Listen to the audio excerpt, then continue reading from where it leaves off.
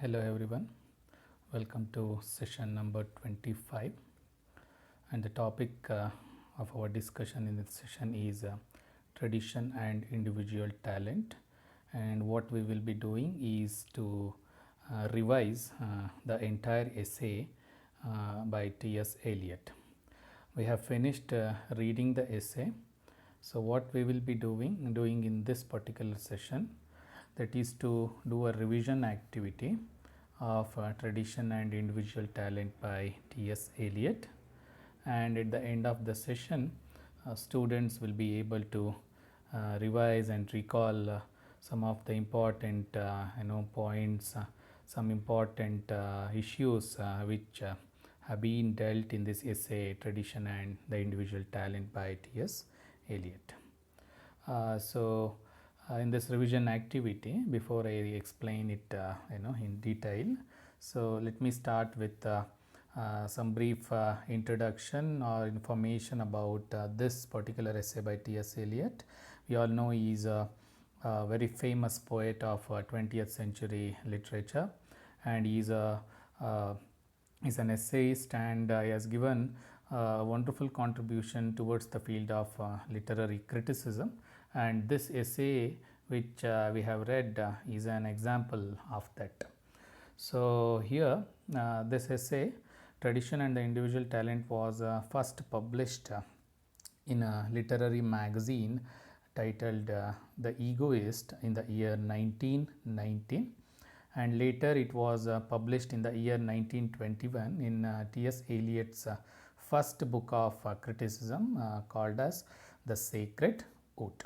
Okay, so this is about the publication and the historical context in which this essay was written and published. And to understand this essay in a better way, we must understand one important statement by T.S. Eliot himself, where he described himself as a classicist in literature, royalist in politics, and an Anglo-Catholic in religion.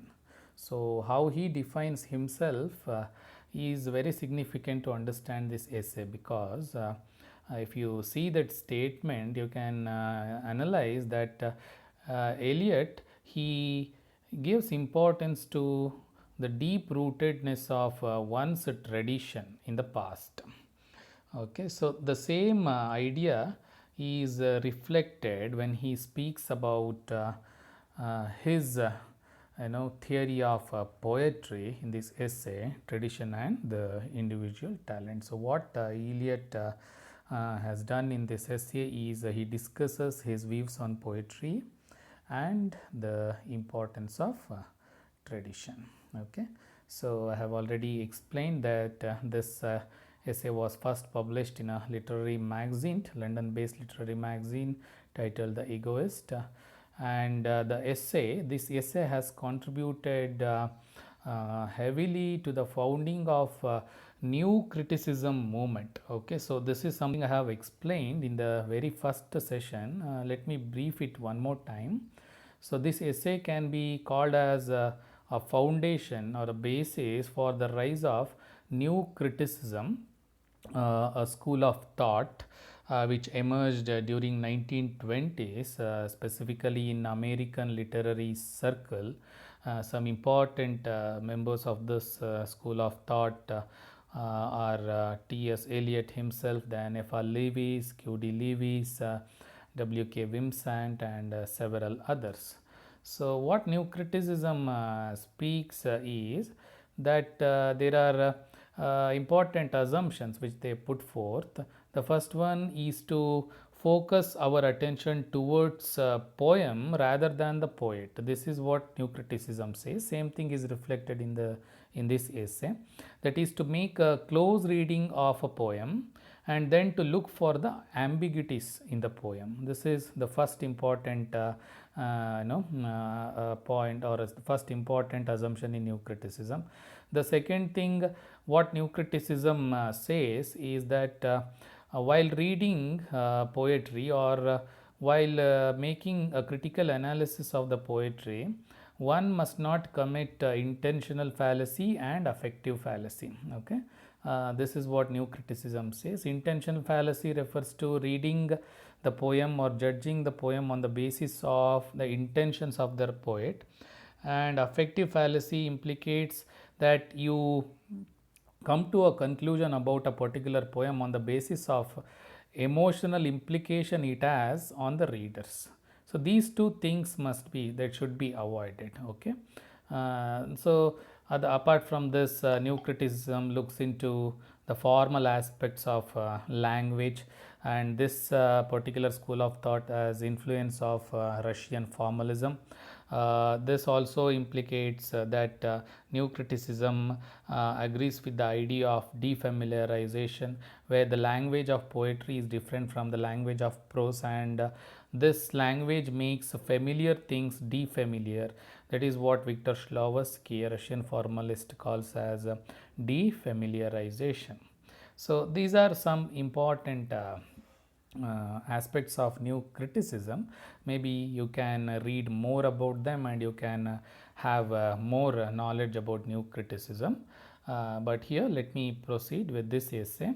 The essay Tradition and the Individual Talent is divided into 3 sections or parts. Okay, so the first section, it deals with Eliot's concept of tradition and how tradition plays a very significant role in the poetic creation. Okay, this is the first part, that is the importance of tradition. The second part deals with Eliot's theory of impersonal poetry. Yes, impersonal poetry. Poetry should be impersonal. A poet should be objective and impersonal in the process of artistic creation. This is what which is highlighted in the second section of the essay. So here not only he speaks about the impersonal theory of poetry, but he also Eliot also raises his questions about romantic criticism of poetry, that too specifically speaking of William Wordsworth's concept of poetry.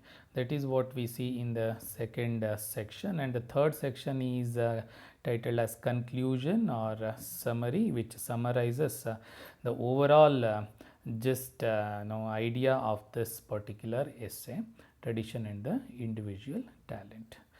Okay, so looking into the first part, and where Eliot he explains the concept of tradition. Okay, how tradition is very much significant in the process of poetic creation, because in the context when Eliot wrote this essay, when we have entered into a modern period in the 20th century, the general mindset of the people, it was to look at tradition in a disapproving way with negative connotations. So something which is objectionable for T.S. Eliot. So what he said was that people in 20th century, they appreciate poet or a particular poem for the newness and what differentiate that poet from others. So here in 20th century, too much importance was given to the individualness of a particular poet or a poem. But for T.S. Eliot, this is something questionable and objectionable, and he disapproves this particular approach and mindset which was prevalent in the 20th century. He says that deep rootedness in poetic tradition for a poet is very much significant when he or she writes poetry, creates poetry. So what exactly this tradition means for T.S. Eliot? For T.S. Eliot, tradition refers to have historical sense, that is knowledge of history. So history refers to the past, and this historical sense compels the poet to write not merely with his own generation in his bones, but with a feeling that all past literature of Europe, like Homer, is within in him. So what Eliot suggests here, that a poet in contemporary world cannot come to a conclusion, or he cannot say that he is an individual entity or an identity in the modern world where he is totally free from the earlier tradition, but instead he has to understand that the earlier past tradition has been already inculcated in his bones and in his veins, which means it is there in his self. So this historical sense what makes the writer traditional, and it is more important than treating a poet in terms of his individual talent. So historical sense is significant. Poet should have the sense of history. Okay. So what next he says that in the 21st century, yes, the poets should come out of this concept of individuality, and they must understand that the past tradition is significant. When Eliot is giving too much importance, or is emphasizing the significance of past traditions in the contemporary poetry, we must understand that this process of adhering to past tradition is not about copying everything from the past, but instead it is to have reflections of earlier poetic tradition in the contemporary poetry. A contemporary poet should reflect the great tradition which was created by earlier poets such as Shakespeare, Wordsworth, Keats, Coleridge, and many more in his contemporary poetry. So this is his understanding of tradition. There is one more thing he says, that tradition is a constantly evolving construct, which means it is a dynamic thing, it is not a static thing, and tradition keeps on changing. And the other thing which we must understand, we have already discussed this, that tradition does not mean that you are making the past superior over present. Okay, so let us not create binaries, because tradition is most of the time it is associated with past. So tradition is not just saying that the past is important. Instead, it is to understand that the both are complementary to each other. This is what Eliot suggests when he says tradition is dynamic. So these are some of the important points or issues which are discussed in the first part of the essay, which deals about Eliot's theory of, or his concept of, tradition. And the next section, part 2, a very important section, it talks about Eliot's poetic theory of impersonality, or theory of impersonality. So what Eliot explains in this section, that he proposes the very idea of depersonalization, which means a poet should be a person who has impersonal qualities in himself or herself, and a poet should be objective. Or to put it in other terms, honest criticism on a particular poem focuses on the poem itself rather than the poet. So here the reflection of new criticism is very much significant, very much evident here, because new criticism says that what is important, close reading. Reading the poem is important, and to looking into the ambiguities, multiple meanings in it, rather than focusing upon the background and history of the poet. Okay, so a poet should be impersonal, he should be objective. So in this context, he compares the mind of the poet to that of a catalyst in a chemical reaction. So the mind of the poet should remain untouched, unchanged, and uncorrupted at the end of the poetic creation. For example, if a catalyst is involved in the process of any chemical reaction, which results in the creation of a new particular element or a product or a gas, whatever, but the catalyst remain unchanged. Okay, in the same way, a particular poet at the end of poetic creation his mind should remain objective and unchanged. He should still believe in the concept of depersonalization. So, this is one important aspect which Eliot explains in his essay Tradition and the Individual Talent, and in the second part of the essay. Okay, moving on further in the same section, he also raises some important questions and objections about the theory of poetry in romantic criticism, where he specifically focuses on William Wordsworth's ideas of poetry. For Wordsworth, poetry is a spontaneous overflow of powerful feelings and emotions recollected in tranquility. So, for Wordsworth, poetic creation, in the act of poetic creation, what is important is the feelings and emotions of the poet. But Eliot, he comes up with his arguments where he says that a poet should be giving more importance to the process of poetic creation, where the experience, yes, the concentration of experience becomes more important rather than the powerful feelings and emotions.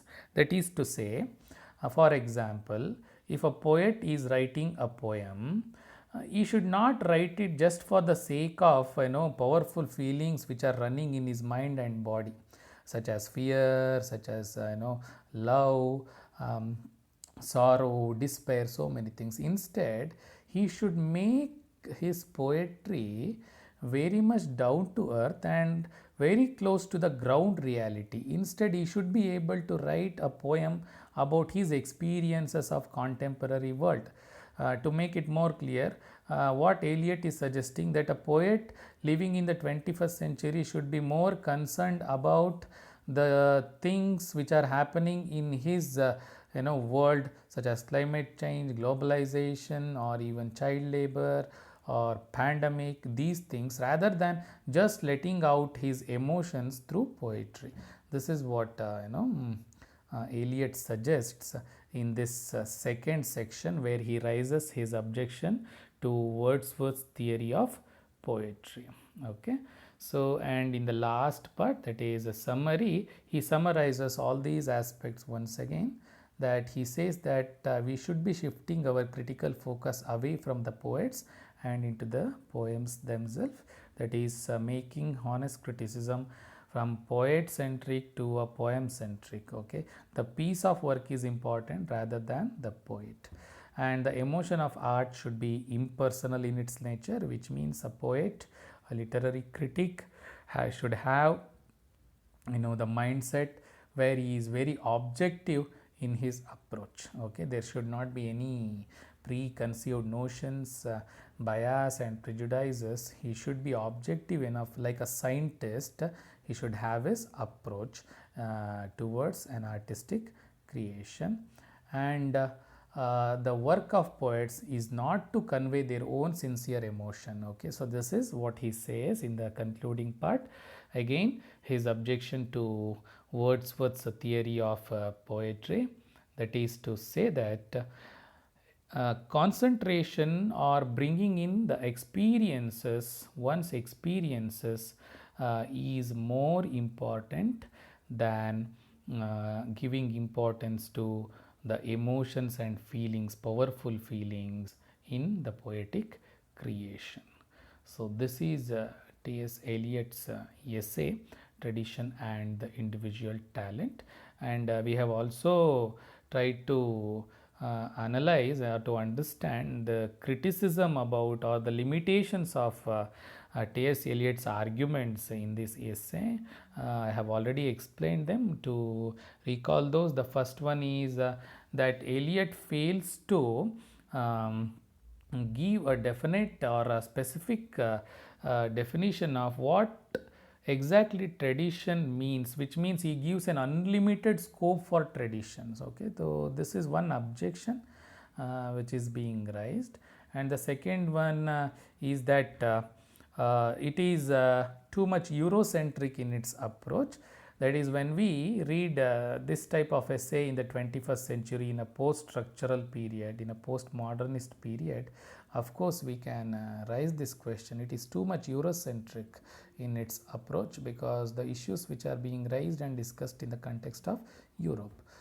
This is another one. And the other thing is, when Eliot gives too much importance to tradition, and he says that is more important than the individual talent of the poet, it is something objectionable for several people, because they feel that individual talent of a poet can surpass whatever obstacles, and a great poetry can be created by such a poet. So these are some of the objections and or you can say limitations for T.S. Eliot's essay, Tradition and the Individual Talent, which was first published in the year 1919 in a literary magazine titled The Egoist, and then later in 1921 in The Sacred Wood, the first book of T.S. Eliot. So I hope this will help you to understand the essay. What I suggest at the end, that you should read the original essay before you read any secondary material. I am speaking to all the students here who are watching this video. Please make sure that you read the original essay, and then look for the secondary sources, and then read the study material which is being provided to you, and watch the video. I hope this is helpful for you. So in the next session, we look into the activity of group discussion and test related to Tradition and the Individual Talent by T.S. Eliot. Thank you.